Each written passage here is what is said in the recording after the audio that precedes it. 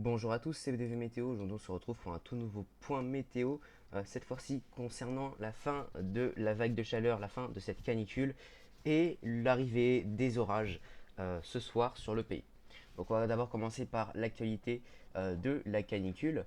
Météo France a placé en vigilance orange une panoplie de départements du centre du pays, l'Île-de-France, une partie du nord du pays, une partie du centre-est, la Bourgogne, une large partie de l'Auvergne, la vallée du Rhône, les Alpes du Nord, ainsi qu'une partie des Alpes du Sud et de la Corse, qui sont en vigilance orange canicule.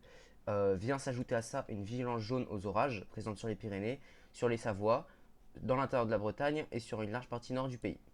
Donc, on retrouvera ces conditions difficiles à supporter entre la canicule qui fait rage et les orages qui arriveront par la suite. Donc, actuellement, il commence à faire chaud sur une large partie du pays. En Ile-de-France, par exemple, il fait jusqu'à 33, 34 à 35 degrés actuellement. Euh, Dans le nord, les températures sont un petit peu inférieures. On a à peu près entre 30, 31, 32 degrés. Du côté du centre Val-de-Loire, on retrouve des températures à peu près pareilles à celles qu'on trouve en Ile-de-France, donc environ 31, 32, 33, 34 degrés. Du côté de la Nouvelle-Aquitaine, les températures sont bien redescendues, euh, malgré encore quelques persistements des fortes températures sur le nord de la région, notamment vers le Limousin. Du côté de la Normandie, les températures sont moins élevées, même s'il fait quand même 30 degrés. On voit la fraîcheur qui arrive d'ailleurs. Sur le Grand Est, les températures sont plus élevées du côté du sud du Grand Est en raison donc, de la vigilance orange. Le reste du Grand Est est épargné par ces fortes températures, malgré qu'elles restent comprises entre 30 et 31 degrés pour l'instant. Du côté du sud, les températures sont elles par contre très élevées sur la vallée du Rhône, y compris les vallées alpines, et sur l'arrière-pays provençal jusqu'à la côte. Donc dans les prochaines heures, les températures vont continuer de monter. Elles vont monter en flèche encore jusqu'au milieu, fin d'après-midi, donc jusqu'à 16-17 heures sur les régions, sur toutes les régions, sur l'ensemble des régions. Les températures qui pourront donc frôler la barre des 38 du côté de l'Île-de-France, on pourrait peut-être avoir 39 localement. Elles vont approcher les 36 degrés dans de nombreuses régions, donc la région centre, une large partie de l'Île-de-France, jusqu'au nord, une grosse partie également du Grand Est, mais en moindre mesure, la vallée du Rhône, les vallées alpines et l'arrière-pays provençal. Vous voyez ici la masse d'air plus fraîche qui est en train de débarquer par la Normandie et qui viendra progressivement chasser cette masse d'air chaude dans la nuit sur les régions du nord, malgré que les températures resteront encore très élevées du côté de la région centre, la Bourgogne, le Grand Est et la vallée du Rhône. Ensuite, les températures remonteront bien demain, finalement, 30-32 encore du côté de l'Île-de-France, avant le développement de nouveaux orages. Donc maintenant, on va parler du coup des orages qui vont se multiplier dans les prochaines heures. Donc on commence déjà par le bulletin Kéronos. Donc on voit un niveau 2, donc orage modéré. Alors d'après moi, le niveau 2, il est un petit peu fourbe. C'est-à-dire que les orages seront très ventés. Ils ne seront pas forcément très puissants, mais ils seront surtout ventés, très ventés même localement. Donc des rafales de vent puissantes liées tout simplement au changement brutal de température. Donc on parle quand même de température de 36 à l'avant des orages, notamment sur Paris, et 26 à l'arrière. Donc un échange de température très élevé, donc un vent puissant. Donc ces orages vont être très éparses, très peu pluvieux, très anecdotiques. D'abord sur le nord du pays, ils seront évidemment présents du côté des Pyrénées en une plus grosse quantité, mais ils seront extrêmement euh, éparses et anecdotiques sur le nord. Donc finalement, il n'y a quasiment pas d'orage en réalité, mais le peu d'orage qu'il y aura seront extrêmement venteux. Alors de là à dire extrêmement, bon voilà, je me suis un peu emballé. Mais vous voyez les rafales de vent ici du côté de la Somme, on parle quand même de rafales de vent à plus de 120 km/h localement sous ces orages, donc des orages extrêmement ventés. Donc il suffit juste qu'il y en ait un qui se forme ici sur une région qui n'était pas censée être touchée d'après d'après à Rome, et puis Paris y passe. Donc, le voyez, les prévisions changent vu qu'on ne sait absolument pas où passeront les orages. Là, il y avait un orage qui passait en plein cœur de Paris avec des rafales à plus de 90 km/h à 21 h. Bon, finalement, ce scénario n'est pas retenu. Vous voyez, les orages sont extrêmement difformes et extrêmement anecdotiques. Donc, il ne faut pas s'attendre à avoir des orages ce soir, ou en tout cas, pas sur l'île de France, étant donné que je suis de retour. Donc, bon, comme je suis de retour sur Paris, il n'y aura pas d'orage, ça paraît logique. Donc, ensuite, dans les prochaines heures, dans les prochains jours, plutôt, donc, on attend. Bon, il veut pas marcher lui. On attend donc. Ah, il n'est pas fini de charger. Donc ensuite des orages qui vont se développer dans la nuit, donc finalement de manière encore assez anecdotique sur le nord, parce que ce n'était pas prévu de base sur les anciennes réactualisations.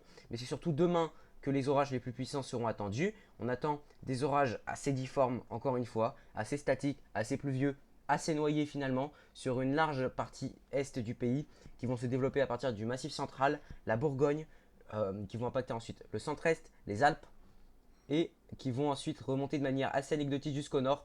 Vous voyez, c'est assez difforme.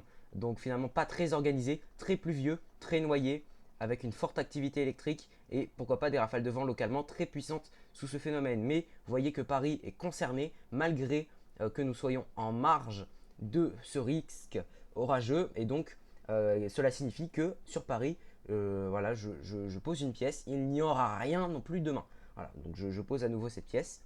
Voilà, je me mouille pas trop, je prends pas trop de risques en disant ça, je sais qu'il y aura rien dans tous les cas. Après, bon, si je peux me tromper, tant mieux, mais voilà. J'espère me tromper, mais j'y crois absolument pas sur Paris. Voilà, j'y crois absolument plus. Voilà, pour moi, c'était une fin de saison. La fin de saison, c'était en mai pour moi. Donc voilà. C'est pas maintenant que j'attends des nouveaux orages. Donc, on attend également d'autres développements plus au sud. Vous voyez sur le sud-ouest. Alors, c'est pareil, hein, c'est très pluvieux, très désorganisé sur l'ensemble des régions donc, du sud au nord, surtout dans l'est, en évitant le centre et l'Île-de-France en majorité. Donc, on retrouve des conditions très instables sur le pays. Donc, c'est ça qui est très rageant, c'est que les conditions sont extrêmement instables. Regardez la Cape cette nuit sur Paris. On a quand même 2002 Cape, malgré les chances de température, malgré l'arrivée de quelque chose qui est plus dynamique, rien ne se développe et ça c'est rageant. C'est pour ça que j'aurais pas dû rentrer de vacances, j'aurais dû rester tranquillement en vacances, j'aurais pu avoir des beaux orages. Et encore beaucoup de Cape, hein. Aussi demain dans toutes les régions euh, du sud à l'est et beaucoup de Cape ensuite en remontant jusqu'au nord du pays, des valeurs qui dépassent encore les 2000. Donc atmosphère très instable, mais il y a beaucoup de manque d'inhibition à la convection ou des choses comme ça. Vous voyez ici, voilà, c'est bouillon. Là, c'est mieux, mais vous voyez que ça, ouais, ça évite bien Paris. Là, franchement, c'est magnifique, hein. Donc voilà. Donc peut-être on verra à la limite des éclairs lointains. Enfin, je vais rester vigilant là-dessus, évidemment, mais bon, j'y crois absolument plus désormais. Voilà, j'espère avoir un autre orage avant la fin de ma saison, ou alors j'attendrai mai prochain, mais bon, voilà. Voilà, c'est déplorable, c'est désolant parce que j'ai tout raté cet été et j'ai raté un nombre d'orages incalculable. J'aurais pu dépasser mes records. Je commence à en avoir sérieusement marre. Et là, maintenant que je suis de retour, j'ai encore raté d'autres orages sur mon lieu de vacances en plus, où j'étais censé repartir en plus, c'est pour dire. Donc voilà, c'est horrible la situation. Enfin, pour moi, c'est. Enfin voilà, ça fait 80 jours que j'ai pas eu d'orage et je commence sincèrement à délirer. Bon, j'ai eu un flash, allez, juste un flash. J'ai même pas pu le filmer, c'est pour dire. Donc juste un flash à me mettre sous la dent en 80 jours, en plein cœur de la saison orageuse, alors que tout le monde ressort des images de ces orages de fou que j'ai ratés. Franchement, honnêtement, voilà, je sais qu'il n'y a plus personne qui regarde la vidéo maintenant, mais voilà, ça commence à me faire chier. Donc même si je ne vais pas commencer à dire que je vais arrêter la passion, parce que pour moi, la passion, c'est quelque chose qui ne s'arrête jamais. C'est certes un cadeau empoisonné qui peut nous mettre en dépression facilement. Mais pour moi, une passion, ça ne peut pas s'arrêter comme ça. Franchement, c'est trop fort une passion. Je ne peux pas m'arrêter d'être passionné parce que j'ai pas eu d'orage pendant 2 ans, même pendant 3, 4, 5 ans, je serais toujours passionné. Je m'en fous. Mais voilà, c'est pour ça en fait, voilà, petit coup de gueule aussi contre les gens qui disent qu'ils sont plus passionnés parce qu'il n'y a plus d'orage. Justement, la passion, si on n'est plus passionné, c'est-à-dire qu'on n'est pas des vrais passionnés et que bah, il faut arrêter de parler tout le temps météo, quoi. Tandis que quand on est vraiment passionné, bah, on dit jamais qu'on ne sera plus passionné parce qu'il n'y a plus, il y a plus ce qu'on veut. Voilà. Limite, ça crée une attente autour de ça. Et à la limite, si le prochain orage qui intervient, il est là dans 2 ans, dans 3 ans, dans 5 ans, dans 10 ans, ou même demain, ça peut être bien. bah au moins j'en ferai tout un scénario, tout un plat, toute une vidéo, un événement carrément, parce que ça me tient à cœur. Donc bon, évidemment j'espère avoir des orages, mais pour moi ça y est, j'attends plus rien de cette saison, c'est un énorme gâchis. J'en suis quand même à 20 orages cette année, mais sur les 20 orages, il y en a 3 qui sont potables, il y en a 17 qui sont claqués. Il y en a beaucoup que j'ai compté alors que franchement c'était pas fou. J'en suis à 20 orages, j'ai passé le 20e il y a quelques jours. J'aurais pu être à 30 si je serais pas parti en vacances. Mon record c'est 33 en 2018. Donc autant dire que j'aurais pu battre mon record de 2018. Mais cette saison c'est un énorme gâchis. Et à Paris il n'y aura pas de saison comme ça avant des années. Ça c'est une certitude. Donc dire que j'étais là pour la première moitié c'est pas mal. J'étais pas là pour la deuxième moitié. Encore la première moitié j'ai raté des beaux trucs quand même encore. Mais bon, voilà, on retrouvera une saison comme ça à Paris, potable comme ça dans 10 ans. Donc moi, voilà, j'ai raté le spectacle comme d'habitude. J'ai raté tout le temps le spectacle de toute façon. Donc bon, voilà, c'est une certitude. Je ne reverrai pas des orages que j'ai vus cette année avant des années, en restant en tout cas à Paris. Et j'espère pouvoir me mettre à la chasse aux orages. Remarque, si je me mets à la chasse aux orages, les orages ils vont pas s'en venir dans la région où je vais me trouver. Donc bon, limite, ce serait mieux que je reste en Ile-de-France. Ou au moins dans une région où les gens ne détestent tous les orages, où il n'y a pas de passionnés, comme ça honnêtement. Les autres seront servis et moi, mon bouclier anti-orage, j'irai mettre l'ordre anticyclonique dans ces régions et pas d'orage. Donc j'irai peut-être dans des régions où les gens n'aiment pas les orages et où il n'y a pas de passionnés. Euh, je regarde la carte là, j'avoue que je sais pas trop où aller parce qu'il y a peu des passionnés un petit peu partout quand même malgré tout. Bon voilà. Donc n'hésitez pas à parler dans les commentaires de tout ça si vous êtes concerné également. Mais j'ai l'impression de revivre le remake de Storm Season l'année dernière qui rate tous les orages. Et le pire c'est que ça fait que commencer. Voilà. Parce qu'en plus après il y a tout l'hiver qui va arriver. Et bon l'hiver il n'y a pas d'orage, hein, ça c'est bien connu. Donc voilà, donc certes, j'ai entendu un coup de tonnerre, j'ai vu un flash, mais le dernier éclair sortant que j'ai vu, sans déconner, je crois que c'était le 20, le 20 mai. Le 20 mai. Donc ça fait 82 jours, ou 83, 84, ouais, à peu près. Donc c'est énorme, c'est énorme, 80, plus de 80 jours en pleine saison, en sachant que tout le monde rapporte des images.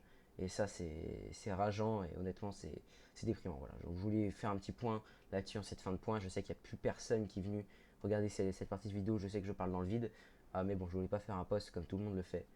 J'ai décidé d'en parler à la fin de ce point. Donc, c'était BDV Météo. On se retrouve très prochainement pour un nouveau point météo. Salut!